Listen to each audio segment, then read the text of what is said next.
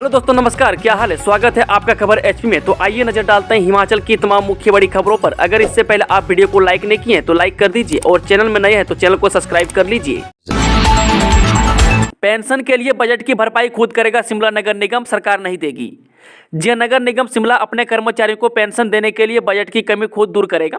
मंगलवार को हुई निगम की वित्त कमेटी की बैठक में इस प्रस्ताव को मंजूरी मिल गई है। नगर निगम से अब तक 800 कर्मचारी रिटायर हो चुके हैं। अभी तक नगर निगम बजट में कमी की भरपाई करने के लिए सरकार को प्रस्ताव भेजता था, लेकिन शहरी विकास विभाग ने साफ कह दिया है कि यह नगर निगम का आंतरिक मामला है, नगर निगम को ही इसकी भरपाई करनी होगी। वहीं महापौर सुरेंद्र चौहान की अध्यक्षता में आयोजित इस बैठक में लाखों रुपये के प्रस्तावों को भी मंजूरी दी गई है। बिना हंगामे के निकला शीतकालीन सत्र का पहला दिन, नियम से चला सदन। हिमाचल विधानसभा के शीतकालीन सत्र का पहला दिन शांतिपूर्ण तरीके से गुजरा है। वह सत्र की शुरुआत से पहले विपक्ष ने गले में तख्तियां लगाकर जो गुस्सा सदन के बाहर दिखाया था वो सदन के भीतर नजर नहीं आया। वह सदन की व्यवस्था नियमों के तहत ही चली। वह खुद स्पीकर कुलदीप पठानिया ने इस बात को माना। उन्होंने विनय कुमार को डिप्टी स्पीकर बनने की बधाई भी दी। वह पठानिया ने कहा कि पहले दिन नियमों के अनुरूप ही सदन चला है। वह कार्यसूची में तकरीबन सारे विषय पूरे हुए। वह 2 विषय बचे हैं, लेकिन डिप्टी स्पीकर का चुनाव भी हुआ। वह नियम समय की मांग करते हैं, लेकिन सर्वसम्मति से चुनाव हुआ है। उन्होंने उम्मीद जताई है कि विनय कुमार अपनी नई जिम्मेदारी को बखूबी से निभाएंगे। नूरपुर के खज्जिया में फोरलेन के कारण उजड़ा गो सदन दोबारा बनेगा। कांगड़ा जिला के नूरपुर के तहत खज्जिया में गो सदन का दोबारा निर्माण किया जाएगा। यहां पर फोरलेन का काम पूरा होने के बाद इसको दोबारा बनाकर यहां पर गोवंश को आश्रय देंगे। यह बात पशुपालन मंत्री चंद्र कुमार ने विधानसभा में विधायक रणवीर सिंह निक्का द्वारा नियम 62 पर लाई चर्चा के जवाब में कही। बता दें कि चंद्र कुमार ने कहा कि बरसात के कारण इस गो सदन को काफी ज्यादा नुकसान हुआ है, वह जिस कारण से पशुओं को कहीं दूसरे स्थान पर भेजा गया। वहीं अगस्त में बारिश के कारण गांव बाड़ा, ग्राम पंचायत नेंगल, सब तहसील कोटला, तहसील जवाली, जिला कांगड़ा में आई आपदा में भूमि जमींदोज होने के कारण बेघर हुए पशुपालकों के 16 गोवंश को वर्तमान में गो सदन में आश्रय उपलब्ध करवाया जा रहा है। 8 सूत्रीय मांग को लेकर आज हड़ताल पर रहेंगे हिमाचल के दवा प्रतिनिधि। हिमाचल प्रदेश के दवा प्रतिनिधि बुधवार को राज्य भर में हड़ताल पर रहेंगे। वह Federation of Medical and Sales Representative Association of India के बैनर तले यह हड़ताल पूरे देश में होगी। बता दें कि दवा प्रतिनिधि केंद्र सरकार और दवा उद्योगपतियों के खिलाफ सड़कों पर मोर्चा निकालेंगे। वहीं मंगलवार को Himachal Pradesh medical representative association के बैनर तले दवा प्रतिनिधियों ने आगामी रणनीति तैयार की है। एसोसिएशन के प्रदेश महासचिव जगदीश ठाकुर ने बताया कि दवा प्रतिनिधि 8 सूत्रीय मांग को लेकर हड़ताल पर रहेंगे। उन्होंने बताया कि दवा प्रतिनिधियों की स्थानीय मांगे भी हैं जिन्हें भी पूरा नहीं किया जा रहा है। सौर ऊर्जा से 500 मेगावाट बिजली बनाकर 1000 करोड़ बचाएगी सरकार। हिमाचल सरकार अगले 1 साल में 500 मेगावाट सौर ऊर्जा से बिजली पैदा कर अपने खजाने में 1000 करोड़ रुपये बचाएगी।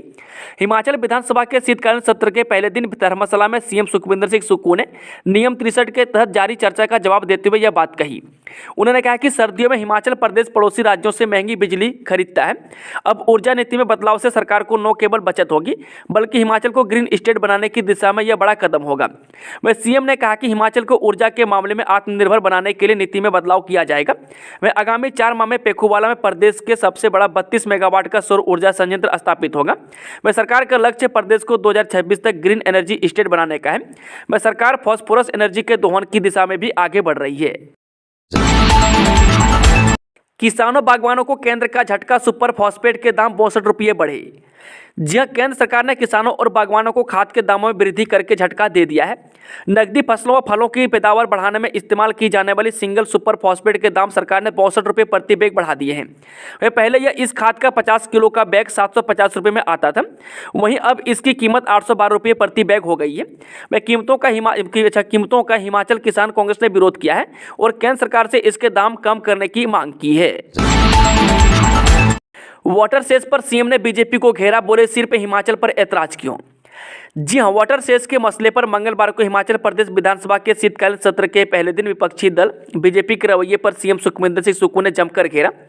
उन्होंने मीडिया से बातचीत में कहा कि बीजेपी को केवल हिमाचल में ही वाटर सेस पर ऐतराज क्यों है, जब उत्तराखंड में भी यही व्यवस्था है तो वहां पर बीजेपी चुप क्यों है। वह सीएम ने कहा कि हिमाचल के बीजेपी नेताओं को वाटर कमीशन जाकर सच्चाई का पता लगाना चाहिए। वह सीएम सुक्खू ने कहा कि इन सवालों पर विधानसभा में विपक्ष और नेता प्रतिपक्ष का गोलमोल रवैया बताता है कि उन्हें केवल हिमाचल सरकार से ही समस्या है। है। वह सीएम ने कहा कि विपक्ष को वाटर कमीशन में जाना चाहिए, वह हिमाचल का पैसा पड़ा हुआ है, यह हमारा हक का पैसा है, विपक्ष को वह पैसा हिमाचल को दिलवाने में मदद करनी चाहिए। वह सीएम ने कहा कि विधानसभा में भी नेता प्रतिपक्ष गोलमोल बात करते रहे, जबकि उत्तराखंड के टिहरी में भी एनटीपीसी है, वहां तो बीजेपी ने कोई रीट दाखिल नहीं की है, तो फिर हिमाचल को लेकर ही उन्हें समस्या क्यों है। कांगड़ा में पेप्सिको लाएगी 270 करोड़ का प्लांट, सीएम कल करेंगे शिलान्यास। जे कांगड़ा के इतिहास में पहली बार पेप्सिको कंपनी 270 करोड़ रुपए का निवेश करने जा रही है। वह कंपनी का संयंत्र इंदौरा में लगेगा। वह कारखाने का शिलान्यास करने सीएम बुधवार को खुद इंदौरा जाएंगे। वह हिमाचल विधानसभा के शीतकालीन सत्र के पहले दिन मंगलवार को सीएम सुखविंदर सिंह सुक्खू ने धर्मशाला में यह घोषणा की। वह सीएम ने बीजेपी को घेरते हुए कहा कि पिछली जयराम सरकार ने इन्वेस्टर मीट पर 36 करोड़ रुपए खर्च किए, लेकिन निवेश का एक पैसा आज तक नहीं आया। वह पहली बार 270 करोड़ का यह निवेश आया है। उन्होंने कहा कि वे बुधवार को इंदौरा जाकर कारखाने का शिलान्यास करेंगे। हिमाचल के हर बूथ पर मनेगा कांग्रेस का 139वां स्थापना दिवस, आदेश जारी। जे कांग्रेस पार्टी का 139वां स्थापना दिवस 28 दिसंबर को हिमाचल प्रदेश में मनाया जाएगा। हिमाचल कांग्रेस प्रमुख प्रतिभा सिंह ने हर बूथ पर इसे आयोजित करने को कहा है। वह कांग्रेस महासचिव संगठन रजनीश खिमटा की ओर से जारी अधिसूचना में सभी जिला ब्लॉक अध्यक्षों से कांग्रेस पार्टी के सभी बूथों में यह आयोजन सुबह 10:30 बजे आयोजित करने को कहा है। वह पार्टी के स्थापना दिवस पर कांग्रेस अपने सभी बूथों पर पार्टी का झंडा फहराने के साथ साथ पार्टी की विचारधारा से भी पदाधिकारियों और कार्यकर्ताओं को अवगत करवाएगी। वह उन्होंने इस पूरे आयोजन की रिपोर्ट प्रदेश कांग्रेस कार्यालय को भेजने के लिए कहा है। प्राकृतिक आपदा में 1057 स्कूल तबाह, सरकार को 69 करोड़ की चपत। जो हिमाचल प्रदेश में इस साल आई प्राकृतिक आपदा में 1057 स्कूलों की इमारतों को नुकसान पहुंचा है। इनमें 51 स्कूल पूरी तरह से क्षतिग्रस्त हो गए हैं। वह कुछ स्कूल भवनों की हालत इतनी खराब है कि वहां बच्चों को फिर बिठाना भी खतरनाक है। वह मंगलवार को विधानसभा में नेता प्रतिपक्ष जयराम ठाकुर ने भी इस विषय पर चिंता जताते हुए सरकार से स्कूल भवनों की मरम्मत को सर्वोच्च प्राथमिकता देने की मांग की। वह शिक्षा मंत्री रोहित ठाकुर ने प्रश्नकाल के दौरान नाचन के विधायक विनोद कुमार के सवाल के जवाब में बताया कि आंशिक रूप से क्षतिग्रस्त स्कूलों की चरणबद्ध तरीके से मरम्मत की जाएगी और इसके लिए वित्तीय वर्ष 2024-25 में बजट का प्रावधान किया जाएगा। उन्होंने कहा कि बारिश के कारण राज्य की 541 प्राथमिक और 25 माध्यमिक स्कूलों को नुकसान पहुंचा है। रेणुका जी से कांग्रेस विधायक विनय कुमार बने डिप्टी स्पीकर।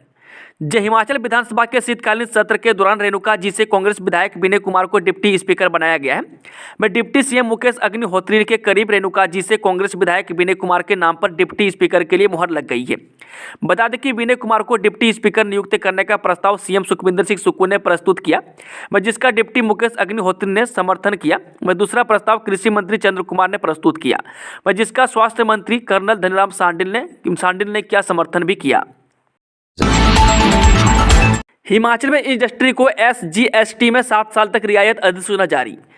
हिमाचल प्रदेश में उद्योगों को निवेश के लिए लुभाने की कोशिश में जुटी राज्य सरकार ने अब औद्योगिक निवेश नीति 2019 में संशोधन कर इंडस्ट्री को state goods and service tax में 7 साल की रियायत देने का ऐलान किया है। इस संबंध में मंगलवार को अधिसूचना जारी की गई है। फिर उद्योगों के लिए यह बड़ी राहत है।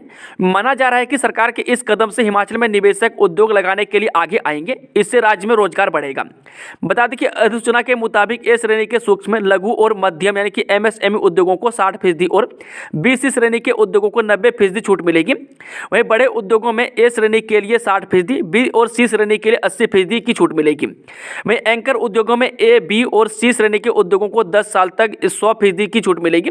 वहीं इस्पात निर्माता उद्योगों में ए श्रेणी के सूक्ष्म, लघु एवं मध्यम उद्योग को 50%, B श्रेणी के उद्योगों को 80% और C श्रेणी के उद्योगों को 90% 7 साल तक छूट मिलेगी। वहीं बड़े उद्योगों में ए श्रेणी के लिए 50%, B श्रेणी के लिए 70% और C श्रेणी के लिए 80% छूट 5 साल तक रहेगी।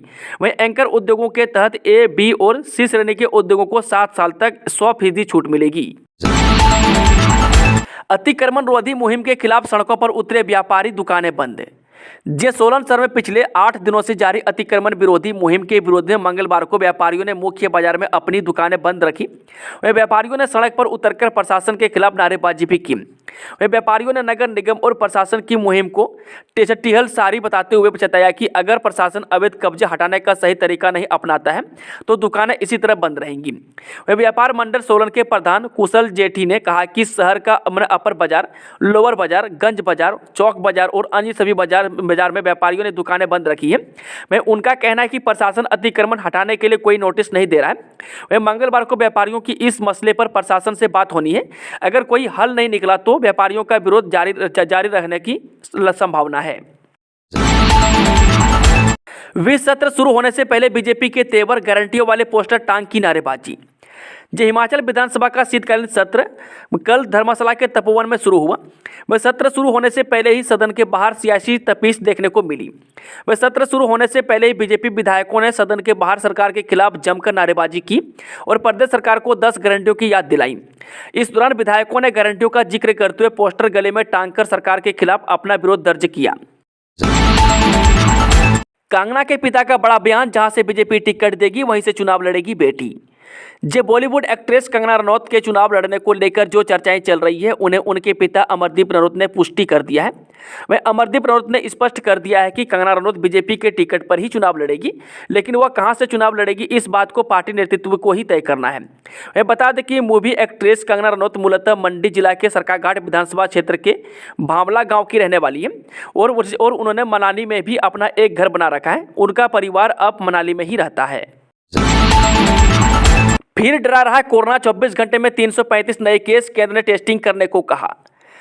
भारत में कोरोना फिर भी डराने लगा है। सिंगापुर में कोविड के नए सब वेरिएंट JN.N मिलने के बाद केरल में इसकी पुष्टि हुई है। देश भर में बीते 24 घंटे में 300 नए मामले सामने आए हैं, जबकि 5 लोगों की मौत हो गई है। मरने वालों में 4 अकेले केरल से हैं। केंद्र सरकार ने राज्यों से संदिग्ध मामले पर नजर रखने और टेस्टिंग बढ़ाने को कहा है। केंद्रीय स्वास्थ्य मंत्रालय के मुताबिक भारत में एक्टिव केस बढ़कर 17 से 1 हो गए हैं। केंद्र सरकार की ओर से राज्यों से सतर्कता बरतने और ILI केसेज पर नजर रखने को कहा गया है। राज्यों से यह भी कहा गया है कि वे टेस्टिंग अधिक से अधिक और इसमें RT-PCR टेस्ट भी शामिल है। राज्य सरकारों को पॉजिटिव सैंपलों को ISACOG लैब में भेजने को कहा गया है ताकि उनकी जीनोम सीक्वेंसिंग की जा सके। हिमाचल आने वाले पर्यटकों के लिए खुशखबरी, इस दिन है बर्फबारी का अनुमान। पहाड़ी राज्य हिमाचल प्रदेश में पर्यटन सीजन की शुरुआत हो चुकी है। बड़ी संख्या में पर्यटक हिमाचल प्रदेश का रुख कर रहे हैं। इस बीच हिमाचल घूमने आने वाले पर्यटकों के लिए अच्छी खबर सामने आई है। वह प्रदेश में 22 दिसंबर और 23 दिसंबर को मौसम खराब रहेगा। वह पश्चिमी विक्षोभ के सक्रिय होने के चलते लाहौल स्पीति, चंबा और शिमला के ऊंचाई वाले इलाकों में बर्फबारी की संभावना है। स्पीति में शुरू होने जा रहा लाइफ सेविंग बैंक, गर्भवती महिलाओं का सहारा बनेगा स्थानीय प्रशासन। हिमाचल प्रदेश का जिला लाहौल स्पीति जनजातीय इलाका है। यहाँ लोगों को आज भी ऐसी परेशानियों का सामना करना पड़ता है जिसके बारे में मैदानी इलाके में रह रहे लोग विचार भी नहीं कर सकते। वह स्पीति की गर्भवती महिलाओं को बेहतरीन इलाज दिलाने के लिए स्थानीय प्रशासन नई पहल करने जा रहा है। इसका नाम लाइफ सेविंग बैंक रखा गया है। 26 जनवरी को गणतंत्र दिवस के मौके पर इसकी विधिवत शुरुआत होगी। शुरुआती चरण में इस योजना से गर्भवती महिलाओं को लाभान्वित करने की योजना है। जैसे जैसे यह बैंक मजबूत होगा, इसके साथ जानलेवा बीमारी, कैंसर और हार्ट अटैक जैसे गंभीर मरीजों को भी मदद की जाएगी। हिमाचल में अब इच्छुक स्पेशलिस्ट डॉक्टरों की 68 साल तक ली जा सकेगी सेवाएं, सरकार ने पॉलिसी में किया बदलाव। हिमाचल प्रदेश में विभिन्न मेडिकल कॉलेजों में चल रही विशेषज्ञ डॉक्टरों की कमी को लेकर प्रदेश सरकार चिंतित है। सरकार ने अब अस्पतालों में विशेषज्ञ चिकित्सकों की कमी को पूरा करने के लिए हल निकाला है। सरकार ने विशेषज्ञ चिकित्सकों को कहा है कि जो डॉक्टर 68 साल तक अपनी सेवाएं देना चाहते हैं वो दे सकते हैं। इससे विभिन्न अस्पतालों में विशेषज्ञ चिकित्सकों की कमी को दूर किया जा सकेगा। सरकार की इस फैसले के बाद प्रदेश के सभी मेडिकल कॉलेजों में इच्छुक विशेषज्ञ चिकित्सकों को रिटायरमेंट होने के बाद अब 68 साल तक पुनः रोजगार दिया जाएगा। सुखविंदर सरकार का दावा, हाटी समुदाय को जनजातीय दर्जा देने को सरकार प्रतिबद्ध, लेकिन आड़े आ रही एक परेशानी। हिमाचल सरकार हाटी समुदाय को जनजातीय दर्जा देने के लिए प्रतिबद्ध है एवं इसे अविलंब लागू करने के लिए प्रयासरत हैं। ये हूबहू वो शब्द हैं जो राजस्व मंत्री जगत सिंह नेगी की तरफ से सदन में लिखित जवाब में सामने आए हैं। दरअसल पांवटा साहिब के विधायक सुखराम चौधरी ने विधानसभा के शीतकालीन सत्र में इस संदर्भ में सवाल लगाया था।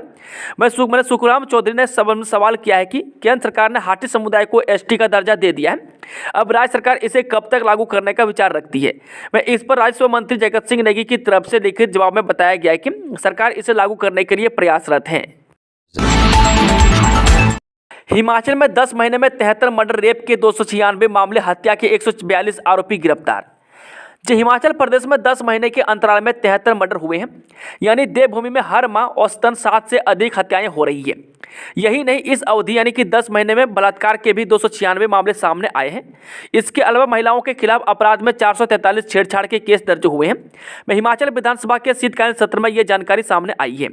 मैं करसोग के विधायक दीप राज ने सदन में कानून व्यवस्था के तहत अपराध के मामलों की जानकारी चाही थी। मैं दीप राज के सवाल के लिखित जवाब में उपरोक्त हैरान कर देने वाले तथ्य सामने आए हैं। वह विधायक के सवाल के जवाब में मुख्यमंत्री सुखविंदर सिंह सुक्खू की तरफ से लिखित जानकारी सामने आई है। वह मुख्यमंत्री के पास गृह विभाग भी है। वह लिखित जवाब में सदन में बताया गया है कि राज्य में 10 महीने के अवधि में 73 हत्याएं हुई हैं। इसके अलावा रेप के 296 मामले सामने आए हैं। साथ ही महिलाओं से छेड़खानी के 443 केस दर्ज किए गए हैं। इस तरह महिलाओं के खिलाफ अपराध में कुल 812 मामले दर्ज हुए हैं। हिमाचल विधानसभा सत्र पहले दिन वाटर सेस पर तपा सदन, सीएम सुक्खू और जयराम में हुई तीखी नोकझोंक। धर्मशाला के तपोवन में हिमाचल प्रदेश विधानसभा का शीतकालीन सत्र मंगलवार सुबह 11 बजे सियासी तपीस के साथ शुरू हो गया। 14वीं विधानसभा का यह चौथा सत्र सत्ता पक्ष और विपक्ष के बीच तीखी नोकझोंक के साथ पहले दिन ही तप गया। वह सत्र शुरू होने से पूर्व विधानसभा परिसर में भाजपा विधायकों ने सरकार की गारंटियों को धरातल पर लागू न करने के विरोध में फ्लैक्स बैनर पहने। हालांकि पहले दिन ही बैठक शुरू हुई तो भाजपा दोपहर तक सदन में शांत नजर आई। वह 2:15 बजे के बाद मुख्यमंत्री सुखविंदर सिंह सुक्खू ने वाटर सेस पर केंद्र सरकार को कोसा तथा तो इस पर विपक्ष भड़क उठा और सदन में हंगामा शुरू हो गया। हिमाचल विधानसभा में सीएम सुखविंदर सिंह सुक्खू बोले, सरकार की शर्तों पर जो काम करेगा उसे ही बिजली परियोजनाएं दी जाएगी। जी हां, मुख्यमंत्री सुखविंदर सिंह सुक्खू ने सदन में 2 टूक कहा कि हिमाचल प्रदेश में जो सरकार की शर्तों पर काम करेगा उसे ही बिजली परियोजनाएं दी जाएंगी। वह प्रदेश में पन बिजली परियोजनाओं के लिए भी नीति को बदला जा रहा है। वह मुख्यमंत्री ने वाटर सेस से प्रदेश की आमदनी बढ़ाने के रास्ते में केंद्र सरकार की ओर से रोड़ा डाले जाने पर कहा कि अच्छा होगा कि जयराम ठाकुर नई दिल्ली जाकर प्रधानमंत्री से मिले और इस विषय पर हिमाचल के हितों की बात करें। वह सरकार इस संबंध में किसी भी तरह का श्रेय नहीं लेना चाहती है। वह मुख्यमंत्री ने कहा कि उत्तराखंड, जम्मू कश्मीर और हरियाणा में भी भाजपा की सरकारें हैं, वहां पर वाटर सेस का विरोध नहीं हो रहा है। वह 2024-25 में पहले 500 मेगावाट की सौर ऊर्जा परियोजनाओं को लगाया जाएगा। वह 15 दिनों के अंदर 17 जगहों पर चार्जिंग स्टेशन लगाए जाएंगे। हिमाचल के 53 पेट्रोल पंपों सहित 107 स्थानों पर लगेंगे ई व्हीकल चार्जिंग स्टेशन। जी हां, हिमाचल प्रदेश के 53 पेट्रोल पंपों सहित 107 स्थानों पर ई व्हीकल चार्जिंग स्टेशन स्थापित किए जाएंगे। वह गगरेट से विधायक चैतन्य शर्मा के प्रश्न के लिखित उत्तर में उप मुख्यमंत्री मुकेश अग्निहोत्री ने यह जानकारी दी। वह प्रदेश में चिन्हित किए गए 6 ग्रीन कॉरिडोर में इंडियन ऑयल के 34, भारत पेट्रोलियम के 12, हिंदुस्तान पेट्रोलियम के 7, कुल 53 पेट्रोल पंपों के अलावा जिला प्रशासन, शहरी विकास, HPTDC और लोक निर्माण विभाग की ओर से सुझाई गई 54 साइटों पर चार्जिंग स्टेशन लगाए जाएंगे। वह 28 जनवरी तक IOC 45 साइटों पर चार्जिंग स्टेशन स्थापित कर लेगा। वह जहां तक गगरेट का सवाल है तो यहां फिलहाल चार्जिंग स्टेशन स्थापित करने का कोई विचार नहीं है। व्हाइट क्रिसमस के आसार कम, 7 क्षेत्रों का न्यूनतम तापमान माइनस में जाने मौसम पूर्वानुमान। हिमाचल प्रदेश में इस बार 25 दिसंबर को व्हाइट क्रिसमस के आसार कम हैं। वह मौसम विज्ञान केंद्र शिमला के अनुसार 24 और 25 दिसंबर को पूरे प्रदेश में मौसम साफ रहने का पूर्वानुमान है। हालांकि मध्य और उच्च पर्वतीय क्षेत्र में 22 और 23 दिसंबर को कुछ क्षेत्रों में हल्की बारिश और बर्फबारी की संभावना है। वह पश्चिमी विक्षोभ की सक्रियता से मौसम में यह बदलाव आएगा। वह जबकि मैदानी इलाकों में एक सप्ताह तक मौसम साफ रहने का पूर्वानुमान है। वह बता दें कि इस बार प्रदेश में नवंबर माह से बर्फबारी का दौर जारी रहा। वह दिसंबर महीने में भी ऊपरी इलाकों में बर्फ गिरती रही।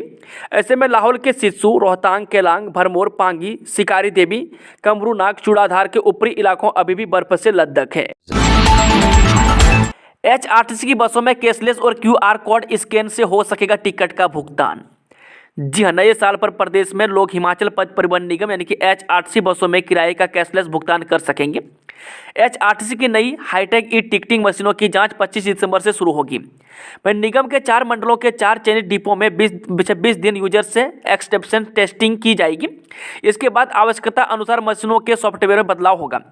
शिमला मंडल के तहत शिमला लोकल डिपो, धर्मशाला मंडल के तहत पालमपुर डिपो, हमीरपुर मंडल के तहत हमीरपुर डिपो और मंडी मंडल के तहत सुंदरनगर डिपो में ई टिकटिंग मशीनों का ट्रायल होगा। 15 फरवरी से सभी परिचालकों को ई टिकटिंग मशीनें उपलब्ध करवा दी जाएंगी। अध्यापक भर्ती के लिए अब पूरे प्रदेश में बनेगी एक मेरिट लिस्ट। जी हाँ, अध्यापकों की भर्ती में अब प्रदेश भर में एक मेरिट लिस्ट बनेगी।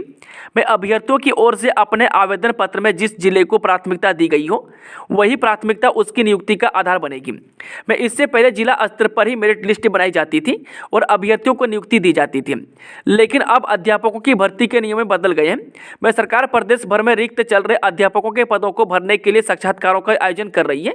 इस दौरान जहां बैच वाइज पदों को भरा जा रहा है, वहीं सीधी भर्ती से भी नियुक्तियों को भरने की प्रक्रिया चल रही है। वहीं पदों को भरने के लिए जेबीटी सहित अन्य श्रेणियों में कुछ साक्षात्कार हो चुके हैं।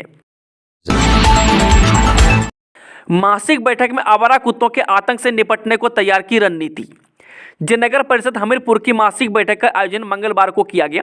वह बैठक की अध्यक्षता मनोज मिन्हास ने की। वह बैठक के दौरान विभिन्न वार्डों के विकासात्मक कार्यों पर चर्चा की गई। इस दौरान शहर में आवारा कुत्तों के आतंक से निपटने के लिए भी रणनीति तैयार की गई है।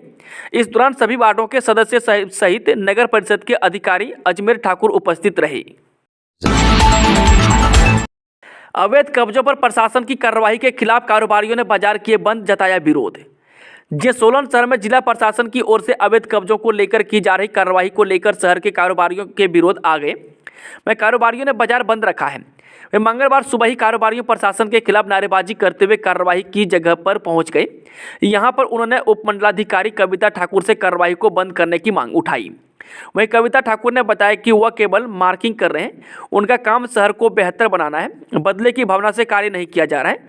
वह जहां पर सड़क तक कब्जे कर दिए गए हैं वहीं केवल उसे ही हटा रहे हैं। वहीं इस दौरान शहर के कारोबारी कुशल जेठी ने कहा कि प्रशासन जबरन कार्रवाई कर रहा है और इसका विरोध लगातार किया जाएगा। चलिए वो चलते आज की आखिरी खबर। जिनकी जगह पेपर देने आए फर्जी लोग, उन पर भी गिरेगी गाज। यूपी और हरियाणा के 2 छात्र पकड़े गए। राजधानी शिमला में बीते दिन 2 परीक्षा केंद्र में असली उम्मीदवार की जगह फर्जी लोग परीक्षा देने आए थे, लेकिन फिंगरप्रिंट व आधार नंबर मैच न होने के कारण ये लोग पकड़े गए। इन दोनों पर मामला दर्ज कर शिमला पुलिस ने कार्रवाई शुरू कर दी है। अभी यह दोनों युवक पुलिस रिमांड में है। वह उम्मीदवारों की जगह ये लोग परीक्षा देने आए थे, उन पर भी गाज गिरेगी। दोस्तों, आज की शानदार खबरों का सिलसिला यहीं समाप्त होता है। अगर जानकारी पसंद आई हो तो वीडियो को लाइक, शेयर, चैनल को सब्सक्राइब जरूर करें।